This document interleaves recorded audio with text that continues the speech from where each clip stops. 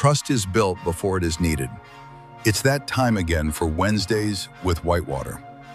A lot of people think trust gets built in big moments, and sometimes it does. But more often, trust gets built long before the big moment ever arrives.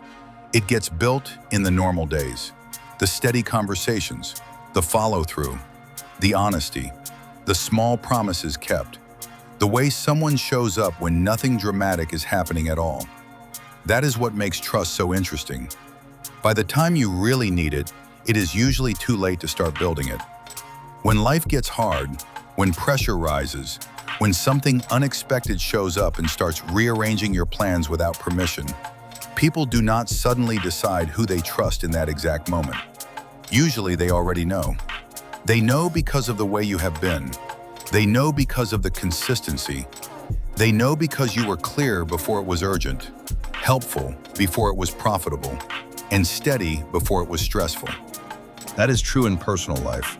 The strongest relationships are rarely built on one heroic act. They are built on repeated proof. Proof that you mean what you say.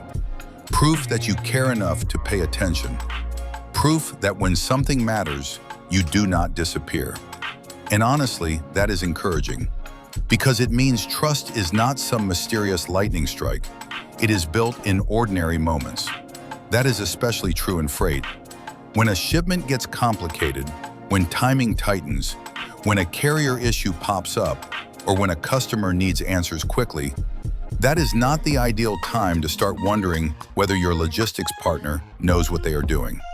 Confidence needs to exist before the problem happens. That is why at Whitewater Freight, we believe trust is built before the load gets complicated.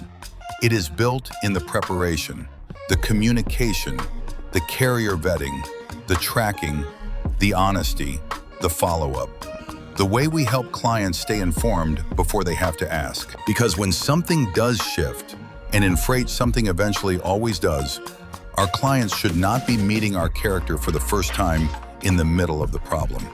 They should already know who they are dealing with. That is the value of a real partner. Not just someone who reacts once the pressure shows up, but someone who has already been building confidence every step of the way. So this week, think about the trust you are building before it is tested. Are you being consistent? Are you following through? Are you communicating clearly? Are you showing people who you are before they are forced to guess? Because by the time trust is needed, people usually already know where they stand with you.